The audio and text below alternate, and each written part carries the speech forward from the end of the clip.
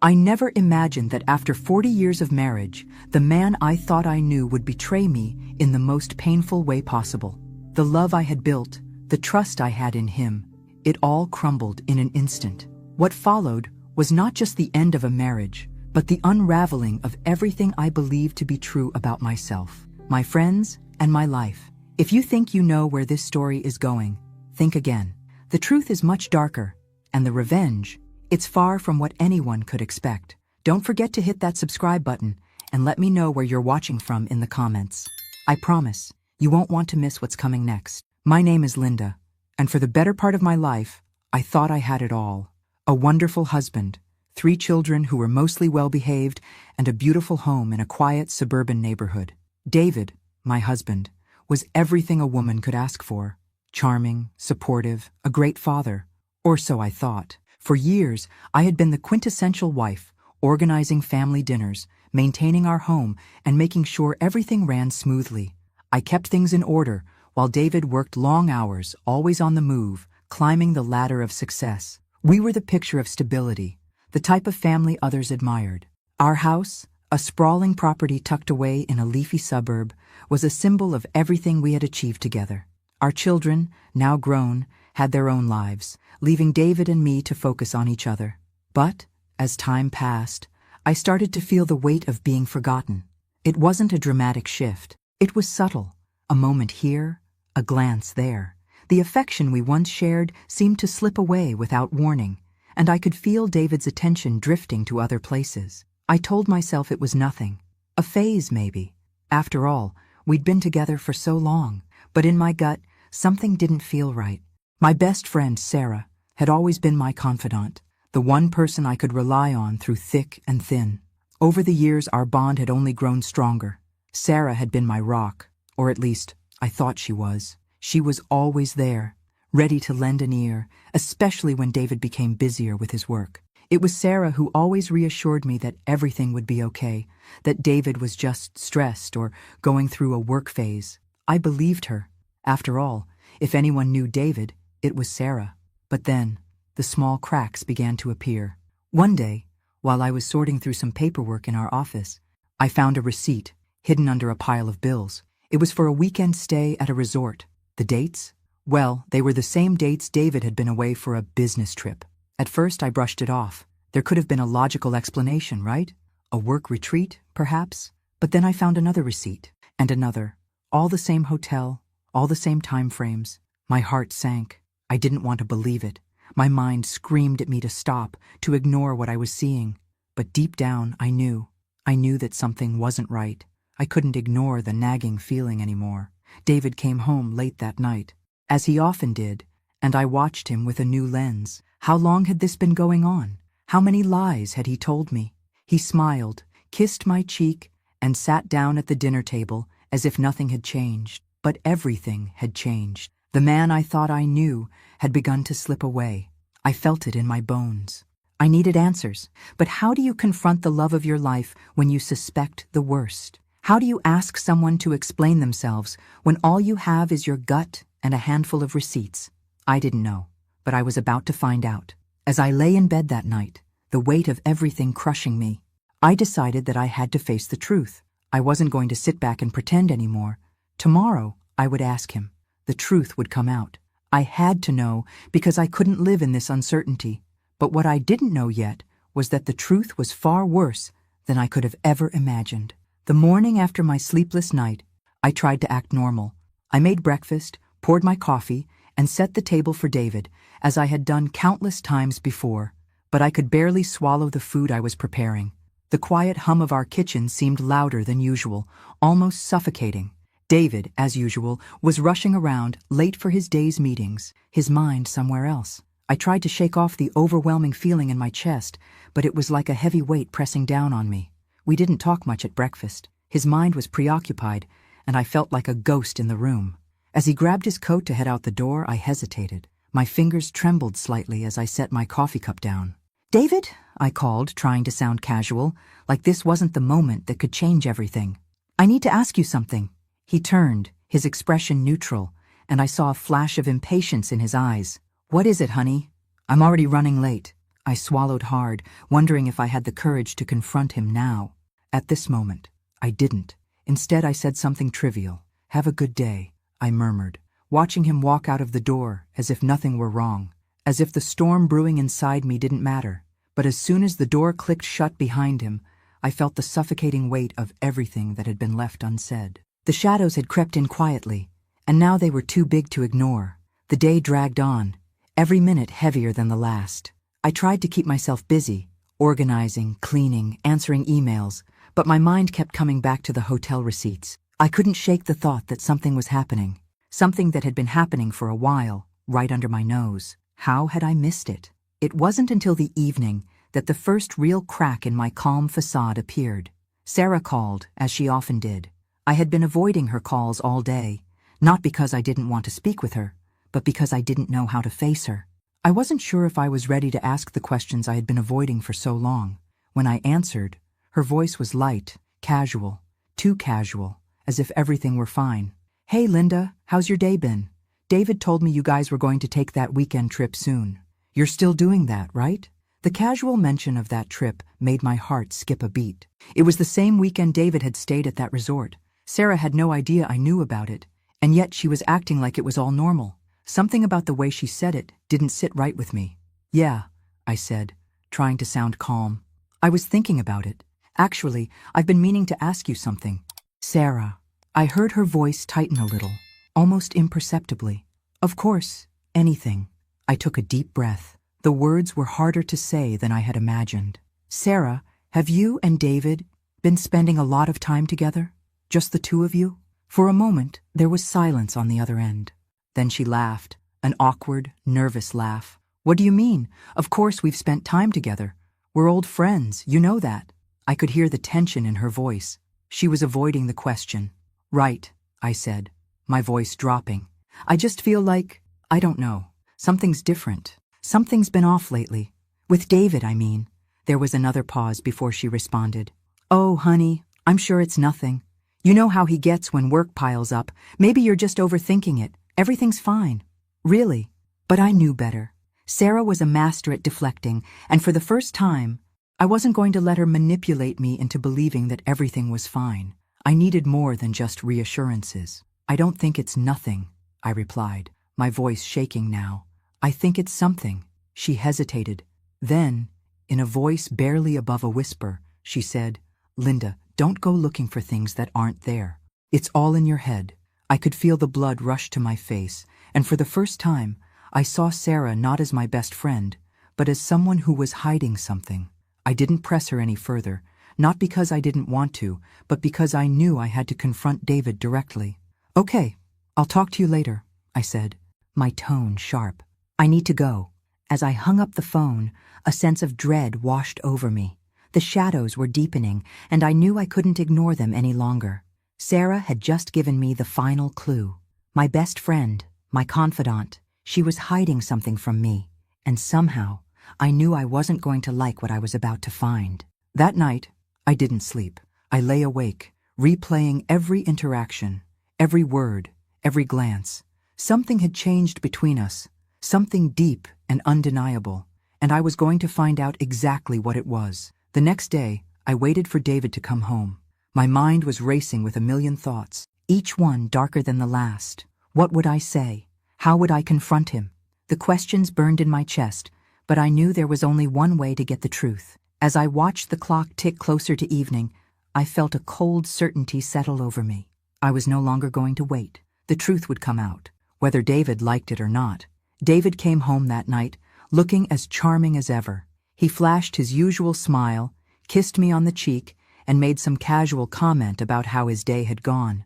But to me, everything had changed. I felt a wave of nausea churn in my stomach as I forced myself to smile back. How could he stand there so unaffected when I was on the verge of unraveling? I waited for him to settle in, pour himself a drink, and kick off his shoes. The house felt too quiet. Even our dog, who usually barked in excitement when David arrived, seemed to sense the tension in the air and stayed curled up on the couch. "David, we need to talk," I said, my voice tight. He turned, his brow furrowing slightly. "What's wrong, honey? You look like you've seen a ghost." I shook my head, trying to collect my thoughts, but the words were spilling out before I could stop them. I found something today. Some receipts. Hotel receipts. From that trip you said you were on for work, but you weren't there for work, were you? He froze, his eyes darting toward the door as if he was trying to come up with an excuse, a way out. His smile faltered, and for a brief moment I saw panic flicker in his eyes, but it disappeared as quickly as it came, replaced by a familiar calm that I now saw for what it was, a lie. "Linda, you're overreacting," he said smoothly, walking toward me. "You know how these things look, but they're nothing. Honestly, you're letting your mind run wild." His words sounded rehearsed, and I couldn't swallow them anymore. The man I had loved, the man I had built a life with, was standing in front of me, lying through his teeth. A coldness washed over me, and the weight of it felt heavier than anything I had ever experienced. "You're not going to tell me the truth?" I asked, my voice trembling. "About Sarah? About the trips? About everything you've been doing behind my back?" David sighed, walking past me as if this conversation wasn't even worth his time. "Linda, please, I don't know what you're thinking, but you're jumping to conclusions. It's not what you think. You're being paranoid." I grabbed his arm, pulling him to face me. I needed to look him in the eyes. "Then tell me the truth. Please, David, I need to hear it from you." He yanked his arm away and took a few steps back. "You don't want the truth, Linda. You just want to fight." I was shaking now, every inch of me trembling with a mix of fury and heartbreak. "I don't care if you've been unfaithful to me. But I do care if you've been lying to my face, pretending everything was fine. And I care that Sarah, my best friend, has been part of this, helping you hide it."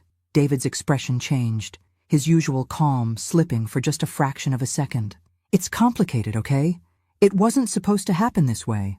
I never meant to hurt you." "Don't you dare try to explain it away," I shouted, my voice cracking. "Don't you dare try to make me feel sorry for you." For a long moment, he just stared at me, his face unreadable.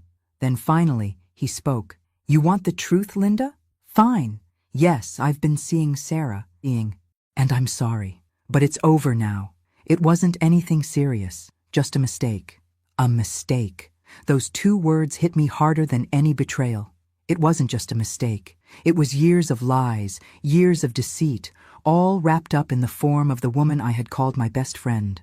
And all the while, I had stood by his side, trusting him, believing in the life we had built. I couldn't hold back the tears anymore. They came in waves, choking me, but I didn't care. I was devastated, but more than that, I was furious. "You're unbelievable," I whispered, the words barely leaving my lips. "All this time, all these years, and this is how you repay me?" David looked at me with a mixture of guilt and indifference. He didn't know how to apologize, how to make it right, because in his eyes, this had never been about me. This was about him. He was the victim in his own mind, and everything he had done, every lie, every betrayal, was justified somehow. "You're angry, and I get that," he said, his voice soft now. "But please, Linda, don't make this worse than it is. We can work through this, okay? We've been through worse before, but we hadn't been through this before. Nothing like this. This wasn't something you could fix with apologies. The man I had loved, the father of my children, had broken me in a way I could never come back from." And as I stood there, listening to him, I realized something.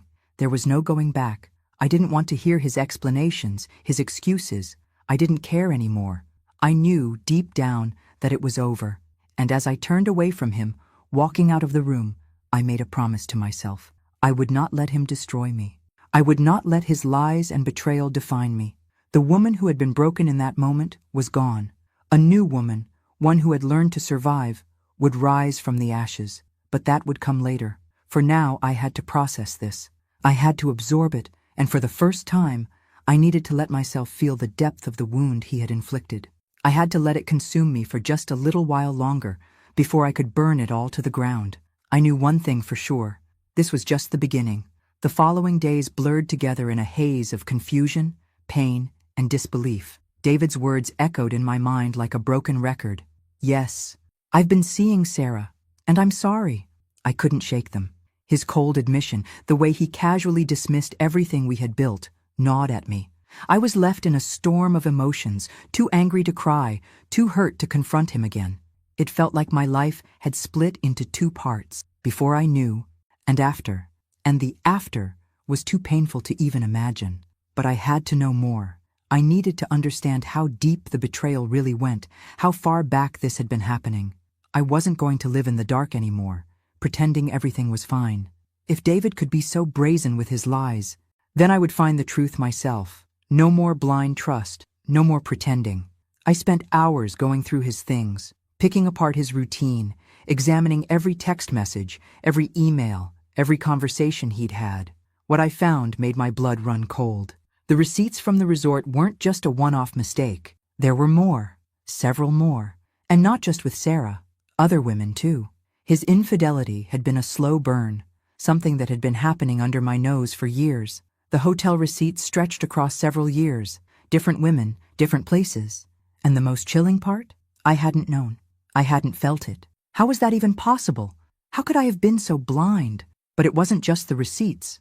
I found photographs, old ones, taken when we were supposed to be on family vacations. They were taken from the same resort, and in every one David was there with someone else. I couldn't recognize the faces of the women, but the fact that he had been lying to me for years, sneaking around with them while I remained clueless, it crushed me.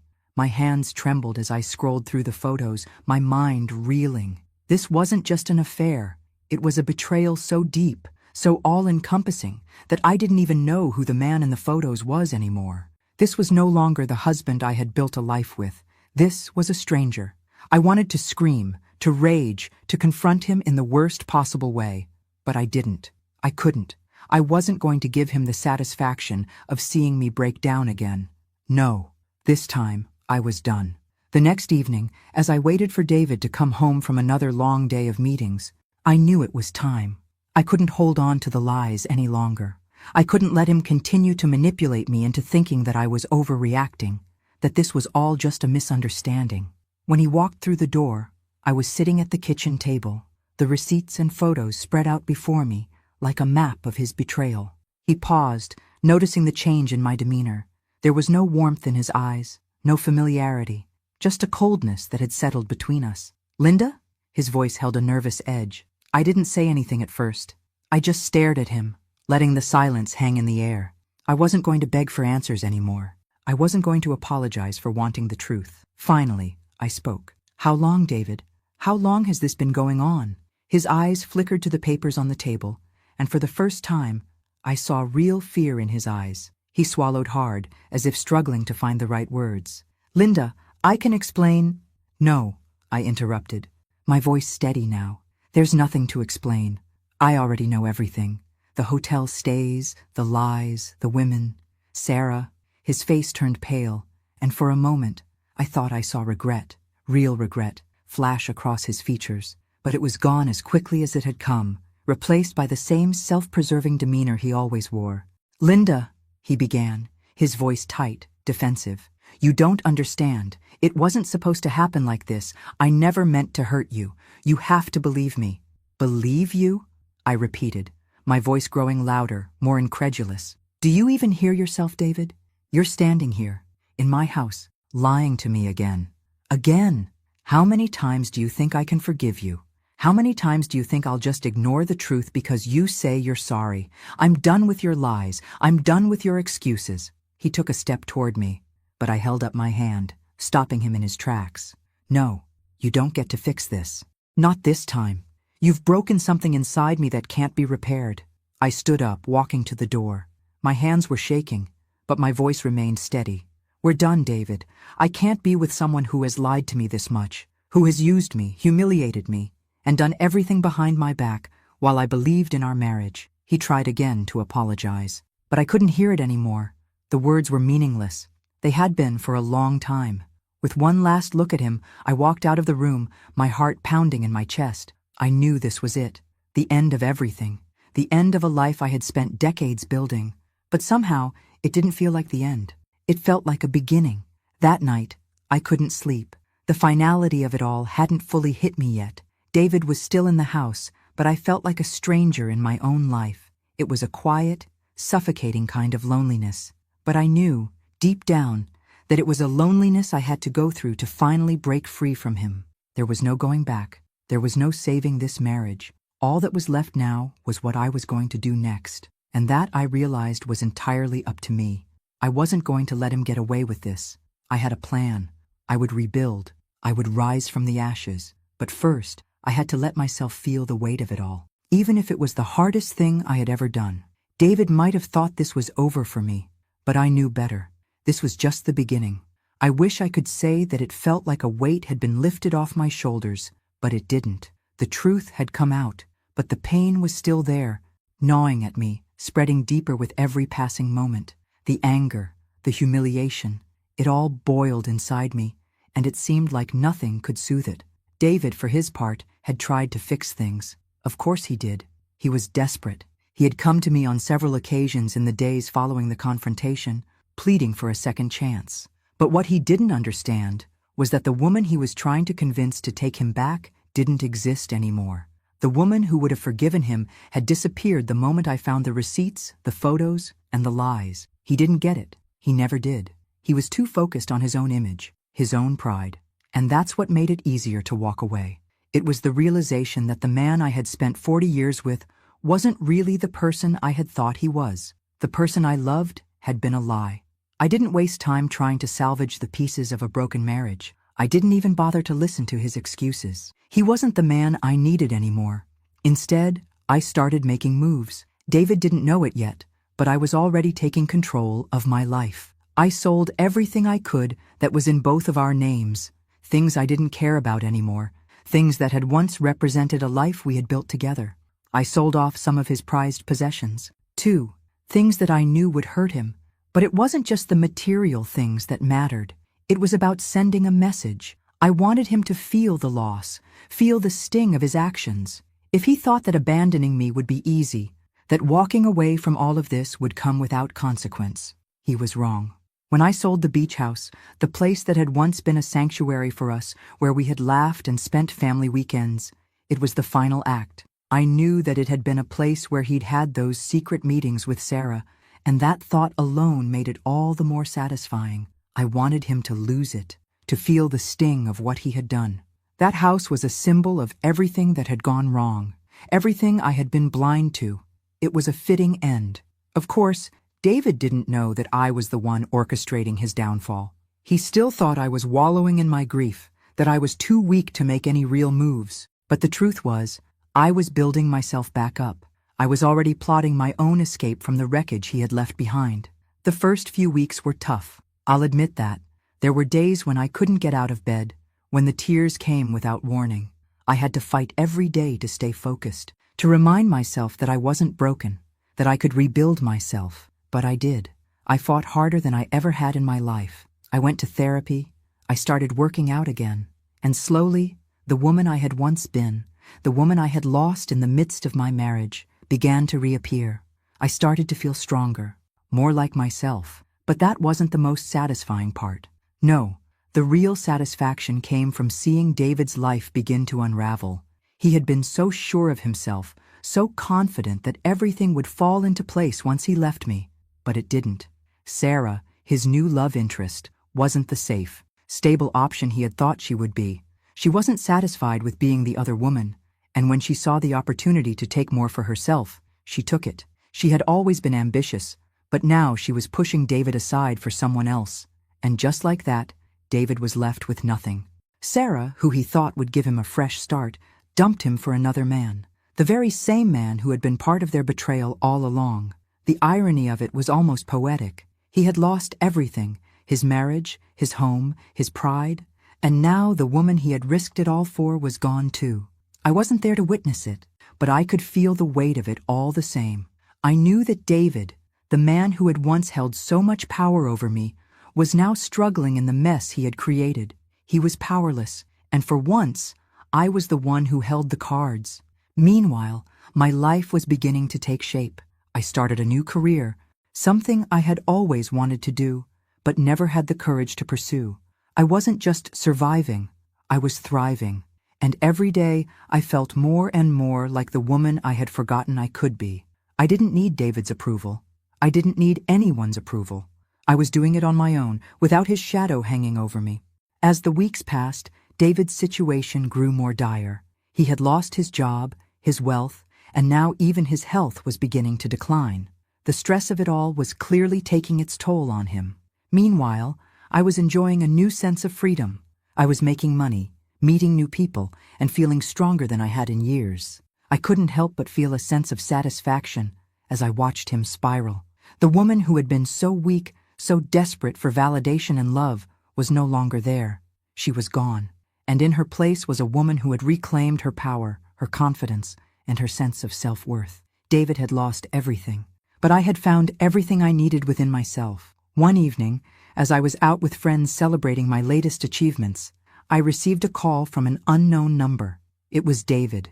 His voice was strained, his words slurred. "Linda," he said, his voice barely audible. "I need you. I need help." For a split second, I felt a pang of something, empathy maybe, but it didn't last. I knew what he wanted. He wanted me to rescue him, to fix the mess he had created. But I wasn't that woman anymore. I wasn't his savior. "I can't help you, David," I said firmly, the words feeling like a weight lifted off my chest. "You're on your own now." And just like that, I hung up the phone. I had no regrets. This was the life I had chosen, the life I was now building for myself, and it was mine to keep.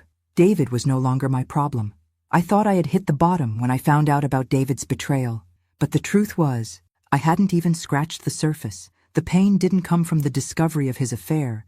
It came from the reality of losing everything I thought I knew about myself, about him, and about the life we had shared.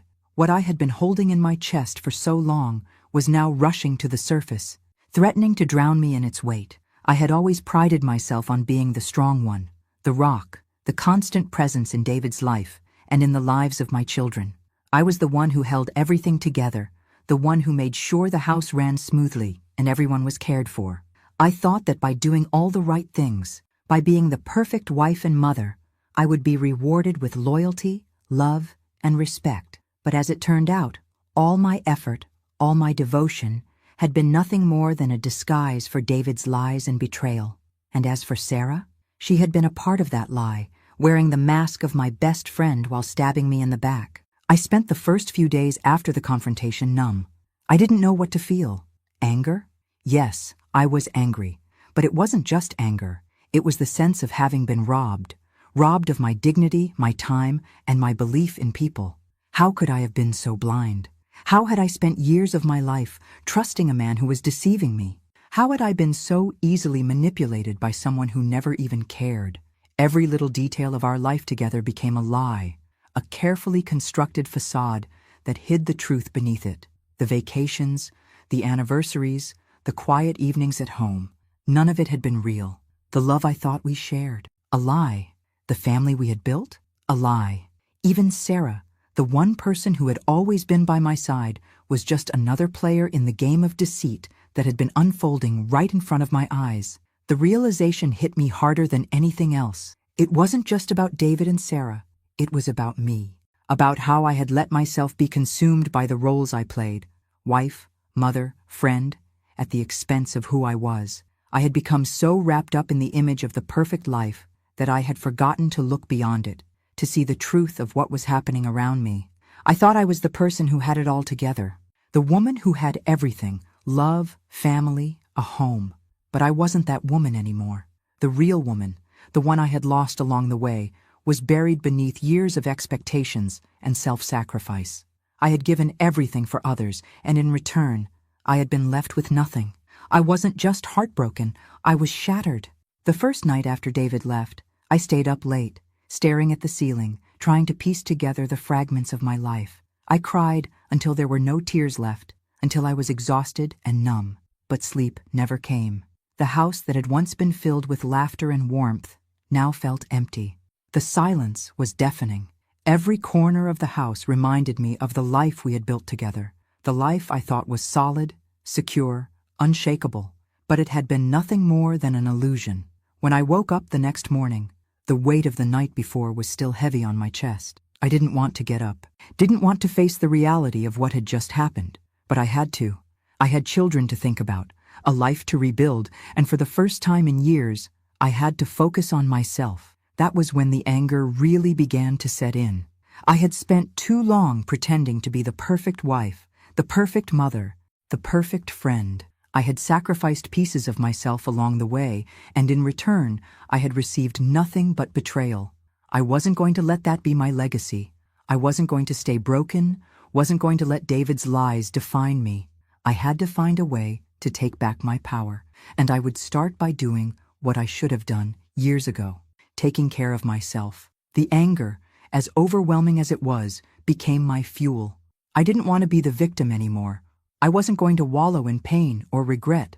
I was going to use this anger to rebuild my life, to reclaim my independence. I was going to take back the pieces of myself that I had given away for so long. And that meant not just focusing on my own healing.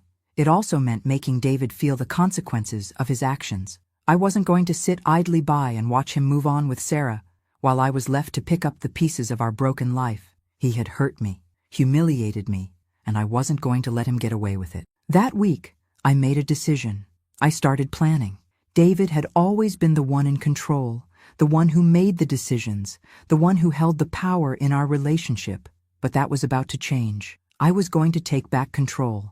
I wasn't going to let him or Sarah have the satisfaction of seeing me broken. I started by contacting a lawyer, getting everything in place for the divorce. I didn't need to consult David on the decision. I knew it was time to let go of him. But more than that, I knew it was time to let go of everything that had tied me to him, everything that had made me feel small, invisible, and worthless. The house, the beach house, the money, it was all going. I didn't care. I was reclaiming what was mine. And as I made the calls, sold the possessions that had been tied to him, and began to make a life for myself, something inside me started to shift. The pain didn't go away, but the numbness started to fade. I was still angry, still hurt, but I was no longer afraid. I wasn't afraid of being alone, of being without him, of starting over. The world felt like it was at my feet. I couldn't stop the tears, not yet, but I didn't need to. I wasn't just healing, I was evolving.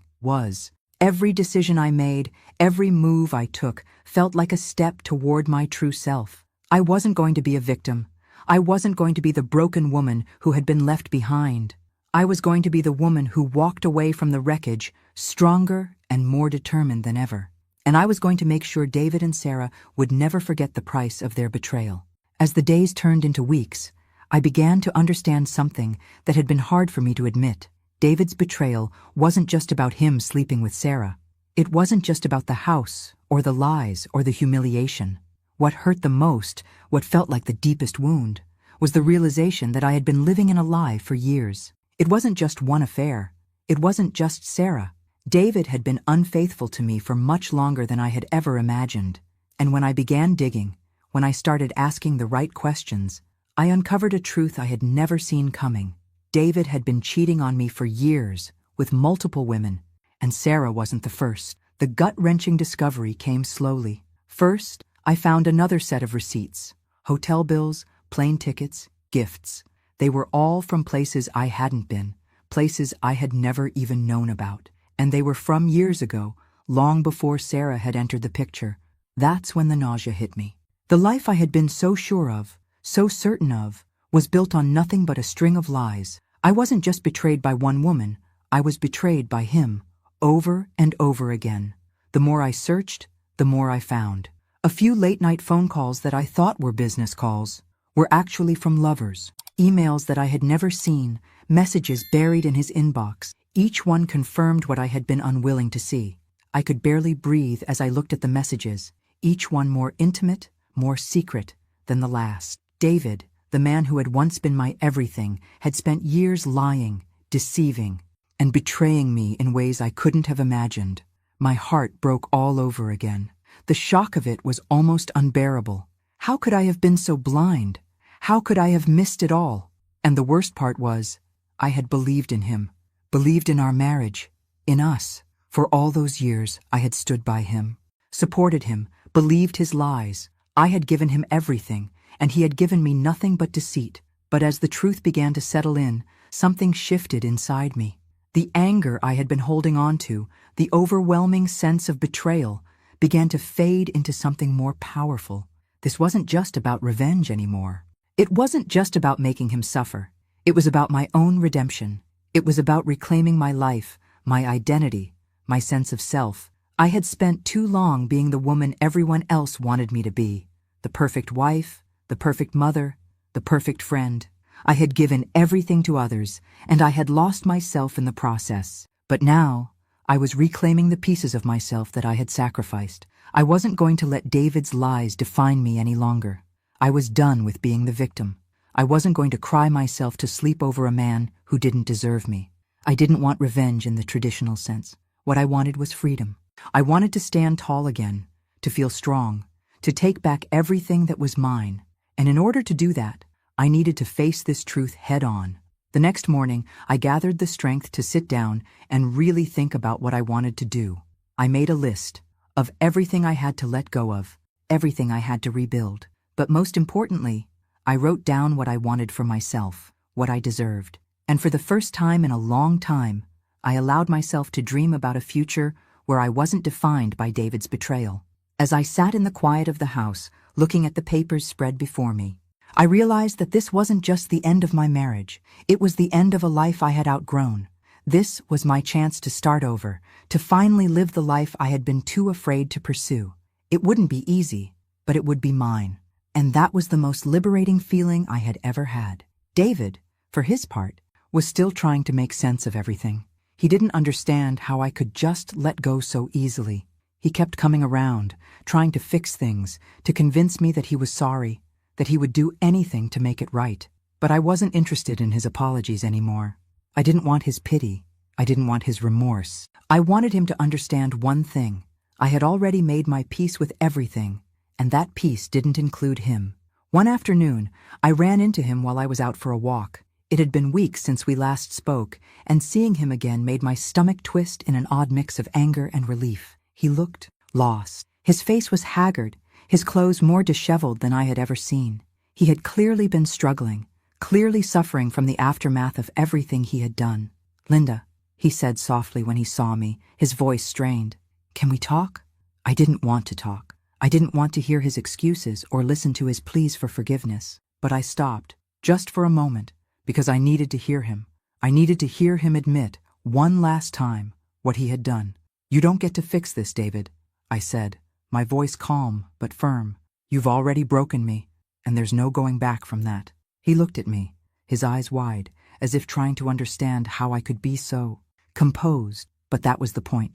I wasn't the same woman anymore. I was no longer the broken woman who had depended on him for validation and love. I was stronger than that. He sighed, his face falling as if the weight of everything was finally sinking in. "I never meant to hurt you, Linda. I never meant for any of this to happen."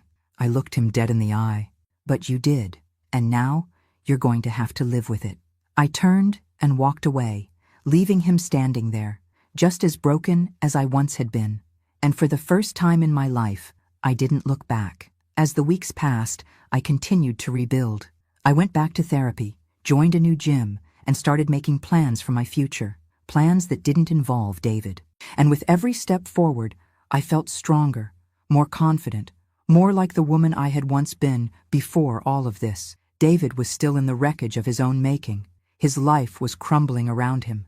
And Sarah, the woman who had betrayed me with him, had moved on to someone else. I couldn't help but feel a strange satisfaction in knowing that they both got what they deserved. But the real victory wasn't in watching them fail.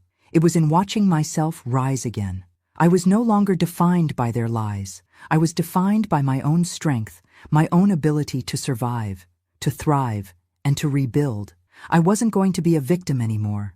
And no matter what, I was going to make sure David knew that. It had been months since David and I last exchanged words. The divorce was moving forward, but I knew deep down that I wasn't doing it just for legal closure. I was doing it because I needed to strip him of everything he thought he could walk away with: his pride, his comfort, and especially his sense of control. What he had taken from me over the years, I would now take back, piece by piece. As much as I had begun to heal emotionally, I couldn't shake the feeling that David hadn't truly suffered. Sure, his life was falling apart. He had lost his career, his home, and Sarah, who was now nowhere to be found. But he still carried the arrogance, the sense of entitlement that had always surrounded him. It was time for him to feel the full extent of his actions, and I was going to be the one to make sure of it. The first step was simple. I started by selling everything that was in both our names, the joint bank accounts, the expensive cars, and even some of the properties we had invested in. It wasn't just about the material things. It was about sending a message. David had always lived in a world where everything he wanted was handed to him, and now I was making sure that world crumbled. The house, the beach house that had once been our escape, our refuge, was the first to go. The same house where he had taken Sarah, where they had shared their secret rendezvous. It had been our place, our sanctuary. But now, it was the symbol of everything I had been blind to. I listed it, and before David could even come to terms with the loss, it was gone. The look on his face when he found out was priceless. He came to me, demanding to know why I had sold it, as if he still had the right to question my decisions. But I wasn't about to entertain his desperation. "You don't get to make demands anymore, David," I said coldly, as he stood there, trying to regain some semblance of control. "That house was the last thing you had left. Now, it's mine to do with as I please." He tried to argue, to manipulate me the way he always had. But the power had shifted. I wasn't his wife anymore. I wasn't even the woman who had once loved him.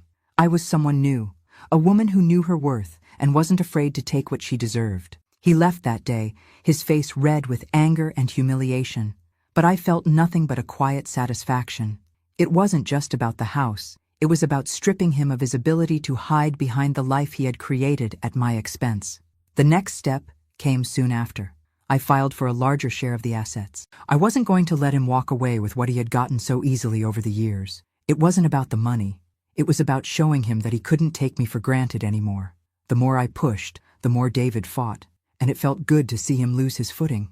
The confidence he had once held so easily slipping away. But I wasn't done yet. I needed him to understand just how thoroughly he had destroyed everything that mattered to me.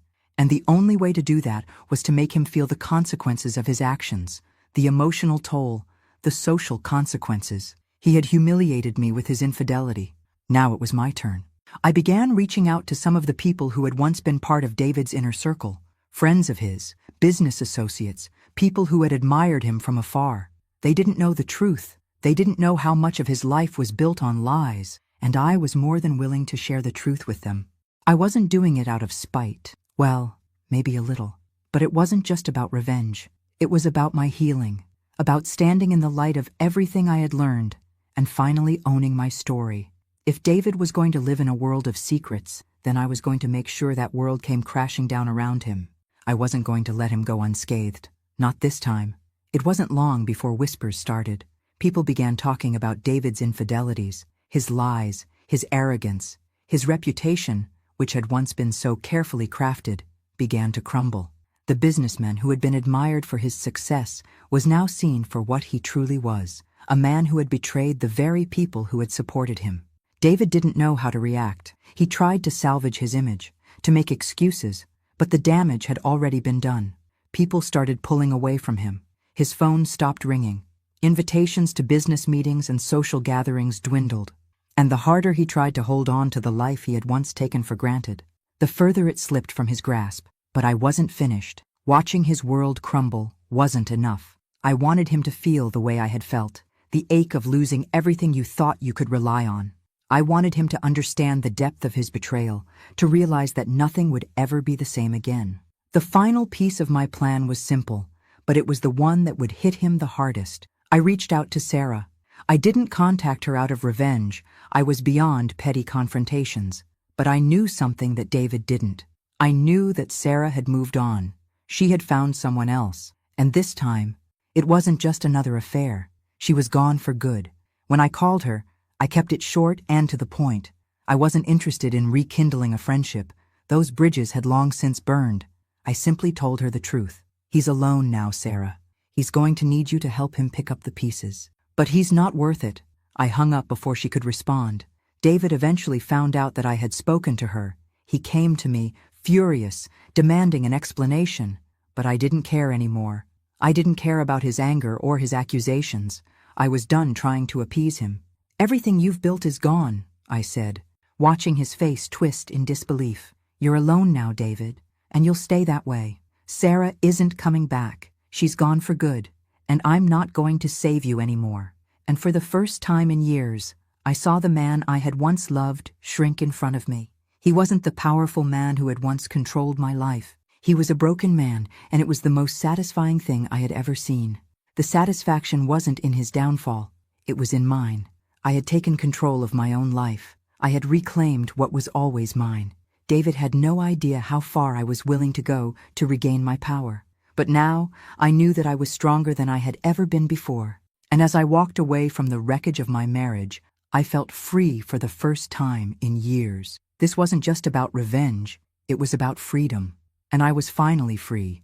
It had been a few months since I had made my decision to let go of the past. It felt like the air around me was lighter, even though the world I once knew had been shattered. David was nowhere to be found. His pride had been broken, his reputation destroyed, and his world crumbled into something unrecognizable. I could feel the weight of his absence, but there was something liberating about it. I had finally freed myself from a life I didn't even recognize anymore. I had done what I needed to do, not for vengeance, but for my own growth. The satisfaction of seeing David's world fall apart wasn't rooted in petty revenge. It wasn't about watching him lose everything. It was about reclaiming my own life. It was about realizing that I wasn't the victim anymore, and that I didn't need him or his validation to feel worthy. But while I was watching David struggle, my own healing journey had begun. I was doing things for myself that I had never thought possible before. Therapy was helping me to unpack years of emotional baggage that I had carried around like a weight. I was working through the grief, the betrayal, and the anger. But more importantly, I was learning how to live for myself again, something I hadn't truly done in decades. I went back to school, enrolled in classes I had always dreamed of taking but never had the courage to pursue. I started working at a local charity, helping women who were going through similar struggles. I wasn't just surviving anymore, I was thriving. It wasn't easy. There were still moments when the pain of everything I'd lost washed over me. The quiet evenings, the memories of happier times, the feeling of having someone by my side. But every time those memories crept in, I reminded myself that I had lived through it. I had survived it. I was strong enough to rise above it. One day, while I was sitting at the kitchen table with a cup of coffee, I thought back to all the years I had spent trying to please David, trying to be everything he wanted, all the while neglecting myself. I had spent decades of my life being the perfect wife, the perfect mother, the perfect friend. But I had forgotten the most important person in that equation, me. And now, for the first time in my life, I was living for me. I was doing things that made me happy, that made me feel fulfilled. I wasn't waiting for someone else to tell me I was worthy. I had learned to tell myself that I was worthy of happiness, peace, and joy, even if I had to fight for it. Months later, I ran into an old friend from my past, Paul. He had been a friend of David's, someone I hadn't spoken to in years. But Paul had always been kind, always treated me with respect, something I hadn't gotten much of in recent years. We caught up over coffee, and as we talked, I could feel a connection forming again. A bond that wasn't based on the lies or the pain of the past. It was based on mutual respect, shared interests, and a quiet understanding of each other's journeys. For the first time in a long while, I felt seen. I felt heard. Paul had always been there, in the background, supporting me from a distance, but never pushing. He admired my strength, my resilience, and the way I had handled everything that had come my way. It felt good to hear someone recognize the strength in me that I had worked so hard to rediscover. He wasn't here to save me or fix me. He simply saw me for who I was, someone worthy of love, respect, and companionship. Over the following months, Paul and I grew closer. We started spending more time together, doing things that brought us both joy. Hiking, attending art exhibits, trying out new restaurants. There was no rush, no pressure. We were simply two people who understood each other's pain and were learning how to heal together. It wasn't love at first sight. It wasn't the passionate whirlwind romance I had dreamed of in my youth, but it was something deeper. It was quiet, steady, and real. It was a friendship that was blossoming into something more, but at a pace that felt natural, that felt right. I continued my journey of rebuilding, piece by piece. I focused on my work, my passions, and my health. I was no longer afraid of the future. I had been broken, but now I was stronger than I had ever been. Every day was an opportunity to grow, to learn, to become the woman I had always been meant to be. And then, one day, as I was walking down the street with Paul, laughing about something silly, I realized something profound. I had finally forgiven myself. I had spent so long blaming myself for everything that went wrong in my marriage. I had carried the weight of David's actions as though I were responsible for them. But I wasn't. I wasn't responsible for his betrayals, his lies, or his choices. I had done the best I could. I had given him my heart, my trust, and my loyalty. And for that, I deserved respect, not betrayal. Once I forgave myself, I could finally let go of the last remnants of pain that still lingered in my heart. I was free, not just from David, but from the chains I had placed on myself. I was no longer defined by my past or my mistakes. I was defined by who I was now, strong, independent, and unbreakable. I ran into David one last time. It was a chance meeting, completely by accident. He looked different. He had aged, the stress of his failed marriage and business ventures taking their toll. He didn't seem like the same man who had once been my everything. The arrogance was gone, replaced by a quiet sadness. When he saw me, he hesitated, unsure of how to react. But I didn't feel anger. I didn't feel pity. I just felt nothing. The man who had once broken me no longer had the power to hurt me. We exchanged a few words, nothing meaningful, just the awkward pleasantries of two people who used to share everything, but now shared nothing. As I walked away, I realized that the final chapter of our story had already been written. It was over. I had closed the book, and the weight of it no longer carried me. I was free. The life I had now wasn't perfect. It wasn't the life I had envisioned when I was younger, full of dreams of love and happiness. But it was mine. It was real, and it was finally enough. And as I looked ahead, I saw a future filled with possibilities, possibilities that were all mine to claim. No more living in the shadows of the past, no more playing the role of the broken wife or the betrayed woman. I was Linda, just Linda, and for the first time in my life, that was more than enough. The sun was just starting to set when I sat on the balcony of my new apartment, overlooking the city that had become my sanctuary. It wasn't anything extravagant, just a modest space, but it was mine. It was a place I had chosen for myself, where I could begin again, free from the past that had once felt like a heavy weight around my neck. The quiet hum of the city felt comforting, a backdrop to the life I was now building. In the distance, the sound of cars, people talking, the occasional laughter, it all reminded me that the world kept turning, whether I was ready or not. But the difference now was that I was no longer waiting for something to change. I had already changed. I hadn't realized how far I had come until that moment. The pain of my marriage, the betrayal, the endless nights of crying and questioning my worth, it all felt so distant now. It wasn't that I had forgotten or erased those memories, but they no longer defined me. The woman who had once been crushed by David's lies, who had spent years thinking that her value was tied to being a perfect wife and mother, had been reborn. And in her place was a woman who finally understood her own worth, a woman who didn't need to rely on anyone to feel complete. I thought about all the things I had done since David's betrayal. The trips I had taken on my own, the friendships I had rekindled, the career I had built from the ground up. The last few months had been a whirlwind of self-discovery. I had finally begun to do the things that made me happy, and I had found a strength within myself I never knew existed. I had stopped apologizing for my happiness, for my needs, and for my desires. And then there was Paul. I had always liked him, even when he was just a shadow in the background of my life. He had been David's friend, but he had never treated me as an accessory to my husband. He had always been kind, thoughtful, someone I could count on during the darker days of my marriage. But it wasn't until recently that I saw him for who he truly was, a man who respected me for who I was, not for who I was married to. Our friendship had grown naturally, no rush, no pressure. He was supportive, but not in the way I had grown accustomed to men being supportive in my life. It wasn't about saving me from myself or trying to fix what was broken. Paul respected me in a way that allowed me to simply be me. And over time, that respect turned into something more. But it was different from everything I had experienced with David. There was no pretense, no power games, just two people learning about each other and sharing life's simple moments. He wasn't my knight in shining armor. He didn't need to be. What he offered was simple, but it was everything I had been craving. Companionship, mutual respect, understanding. He gave me space to be myself, and that was something I hadn't realized I needed until I had it. And though I wasn't sure where it would go, I knew that the relationship we were building wasn't based on the mistakes of the past. It was based on the present, and that, in itself, felt like a gift. As the weeks went by, David's presence in my life became more of a distant memory. I didn't hear from him much. He had left behind the man he once was, the man I had loved, and in his place was a hollow shell of what was once a confident businessman.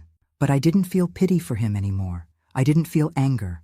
What I felt, finally, was indifference. He was a part of my past, a past that had shaped me, but no longer held me captive. I remember the day he called me, not to apologize, but to ask about his things, some of the items he had left behind in the house. I didn't rush to respond, but when I did, I didn't hesitate to make it clear that he was no longer a part of my life. "David," I said calmly, "I've already moved on. What's left of our life together is packed away in a box, and that's where it stays." There was a silence on the other end of the line. For the first time, I could hear the man who had once been my partner truly realize that I wasn't coming back, that there was no more hope for reconciliation. I wasn't angry with him. I was simply done. The woman who had once cried herself to sleep over him no longer existed. "I don't want anything to do with you anymore," I added softly. "Not now. Not ever again." And with that, I ended the conversation. I wasn't being cruel. I was being honest. I was finally free. Life continued to move forward, and I found myself in a new rhythm, one that was entirely my own. I didn't have to live up to anyone's expectations anymore. I didn't have to prove myself to anyone. I took time to reconnect with myself, rediscovering hobbies I had neglected, and finding joy in the little things again. I traveled to places I had always wanted to visit, and each time I returned, I found more of myself in the process. I wasn't just existing anymore. I was living. The pain was still there in some quiet corners of my heart, but it was no longer something that controlled me. It was just a part of the journey, a scar that reminded me of how far I had come. I wasn't afraid of the past anymore. It had made me who I was today, and today, I was someone strong, someone who knew her worth. One evening, I found myself standing on the balcony, staring out at the skyline, feeling the breeze against my skin. I didn't have to look back. The past was behind me, and what I had ahead of me was all that mattered. I was finally free to write my own story, without the shadows of betrayal clouding my path. I had faced the storm.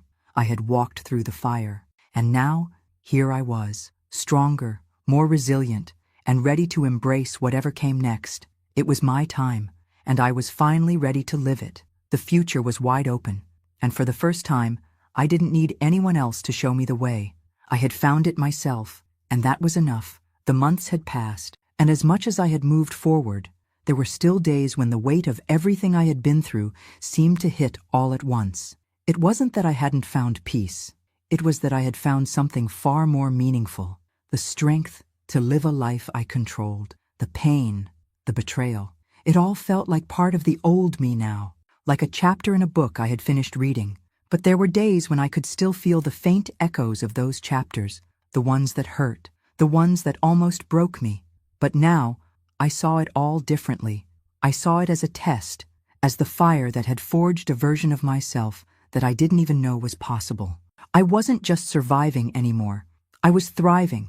I had spent so long being consumed by David's actions, by Sarah's betrayal. But that was the past, and I had made the choice, over and over again, to let go of it, to let go of the person I thought I was, and embrace the woman I was becoming. I had gone through moments of intense vulnerability, where the grief of what had been lost felt suffocating. But there were also moments of profound joy, moments when I realized that the life I had now was mine to shape.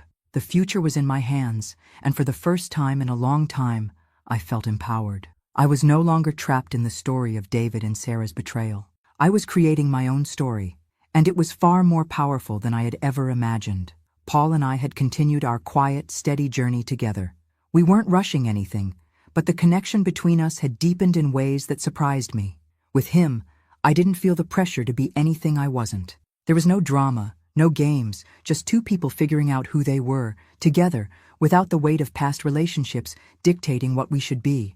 We spent weekends exploring the city, going to art galleries, hiking through the parks. Sometimes we just sat together in the quiet of my apartment, reading or talking about the things that mattered to us, life, dreams, and the future we were both cautiously starting to see.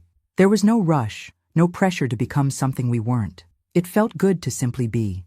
The best part of being with Paul was the way he made me feel like I was already enough. There were no expectations, no trying to live up to anyone else's standards. He respected me for who I was, and in that respect, he was different from anyone I had known before. With him, I was free to be my authentic self, without the past hanging over me like a cloud. I couldn't help but think back to the early days of my marriage with David, to the woman I was back then. The woman who thought her worth was tied to the success of her marriage, to keeping everything together, to being the perfect wife. How wrong I had been. Now, I knew that my worth was inherent. It was never about being someone's perfect partner or a dutiful wife. It was about knowing who I was and standing firm in that knowledge. It was about living for me, without fear of judgment, without constantly questioning if I was enough. One afternoon, as I was walking to meet Paul for lunch, I ran into someone I hadn't expected to see, David. He looked different, disheveled, tired, and older than I remembered. His once confident air had faded, replaced with a defeated look that was so stark it was almost unrecognizable. For a split second, I hesitated. I hadn't seen him in months. He had become a shadow in my life, someone who no longer held any significance in my world. But as he stood there in front of me asking how I was, I felt no anger. I didn't feel pity either. I felt nothing but the space between us, the distance I had created, the strength I had built. "Linda," he said, his voice barely above a whisper. I didn't expect to see you." "I didn't expect to see you either," I replied, my tone neutral. I had no desire to dredge up the past, no desire to hear him apologize or beg for forgiveness. What had happened between us was done. "I know things ended badly," he said, his voice strained. "I just wanted to apologize for everything." I looked at him, studying his face. He seemed so small, so broken. I didn't feel anger. I didn't feel a need for vengeance. I had already taken everything back I needed from him. The power, the control, the pieces of me that he had stolen. "I appreciate the apology," I said, my voice calm, measured. "But honestly, David, I don't need it. I've moved on. I've let go. And I'm happy now." His face fell. The man I had once loved seemed to shrink before my eyes. There was nothing left of the confident businessman I had known.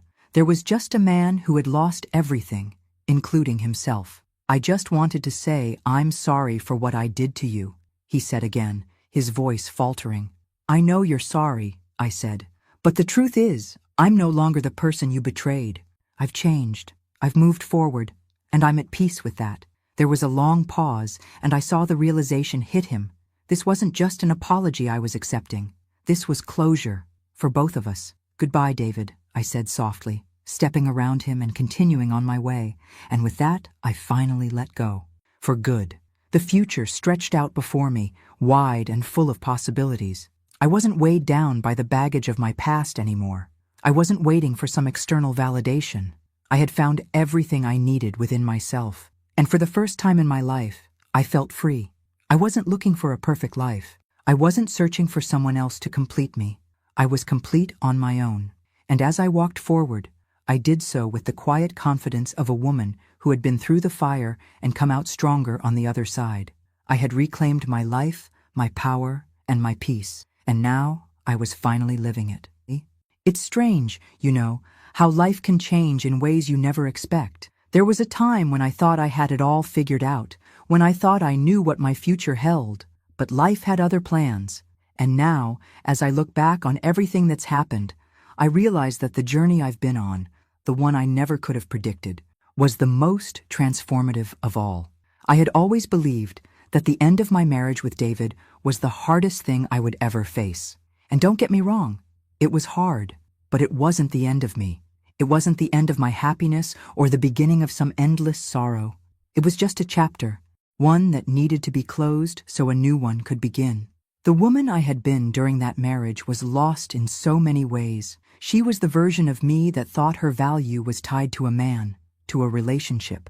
She thought that in order to be loved, she had to give everything, her time, her self-respect, her identity. But that woman was gone now.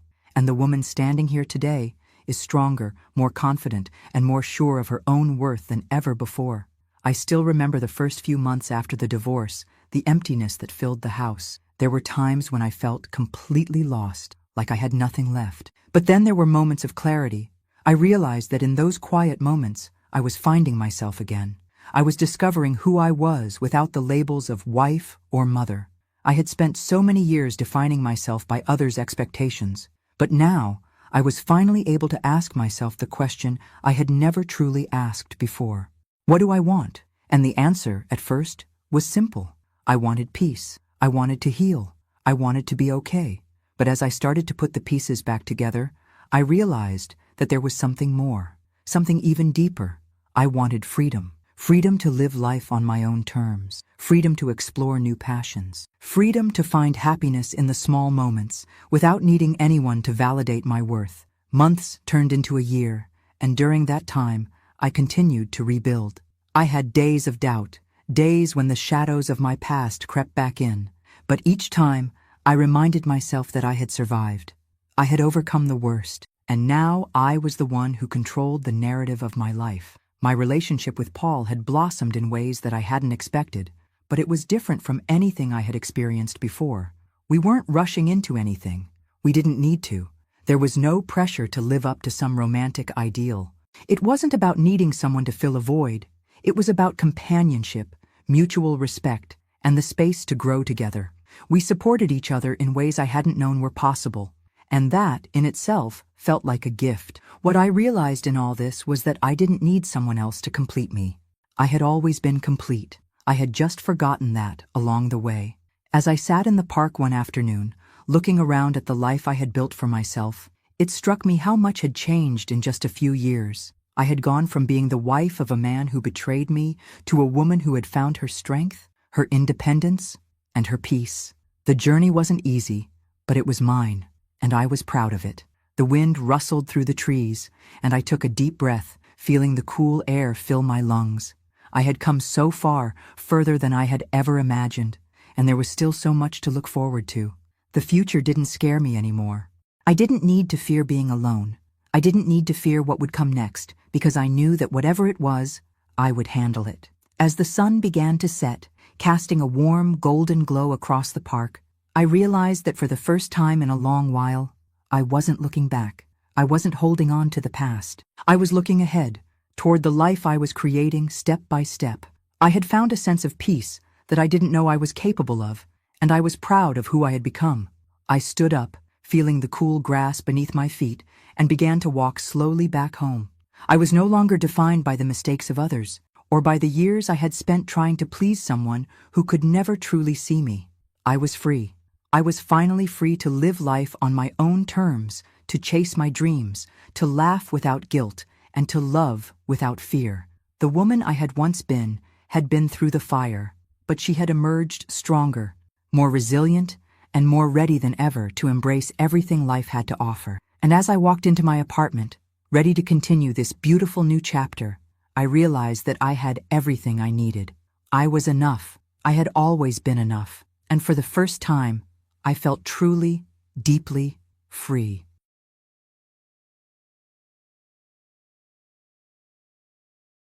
Thanks for listening. Don't forget to subscribe and feel free to share your story in the comments. Your voice matters.